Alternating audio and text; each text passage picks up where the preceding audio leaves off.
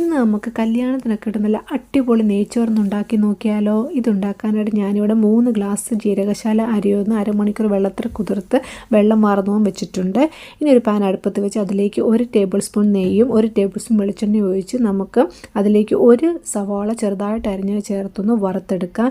ഇതിൻ്റെ കൂട്ടത്തിൽ തന്നെ ഒരു 1/2 ടീസ്പൂൺ ഉപ്പും കൂടി ഒന്ന് ചേർത്ത് നമുക്കിത് ബ്രൗൺ കളറാകുന്നവരൊന്ന് വറുത്തെടുക്കാം.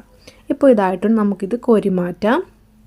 ഇനി ഇതേ എണ്ണയിൽ തന്നെ ഒരു 1/2 കപ്പ് കാഷ്യൂനട്ട് ഒന്ന് ഇടുക. അതിൻ്റെ കൂടെ തന്നെ ഒരു 1/2 കപ്പ് ഉണക്ക മുന്തിരിയും കൂടി ഇട്ട് രണ്ടും നമുക്കൊന്ന് റോസ്റ്റ് ചെയ്ത് ഒന്ന് വറുത്ത് കോരി മാറ്റി വയ്ക്കാം.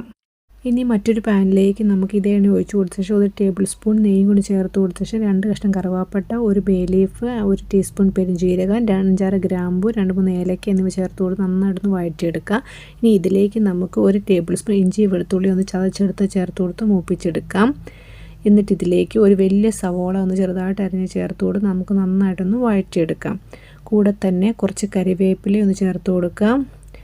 എരിവിനാവശ്യമായ പച്ചമുളകും ഒന്ന് ചേർത്ത് കൊടുക്കുക. അതിൻ്റെ കൂടെ തന്നെ ഒരു വലിയ ക്യാരറ്റ് ചെറുതായിട്ട് അരിഞ്ഞും കൂടി ചേർത്ത് കൊടുത്ത് 1 ടീസ്പൂൺ ഉപ്പും കൂടി ഒന്ന് ചേർത്ത് കൊടുത്ത ശേഷം നമുക്കിതെല്ലാം കൂടി നന്നായിട്ടൊന്ന് വഴറ്റിയെടുക്കാം.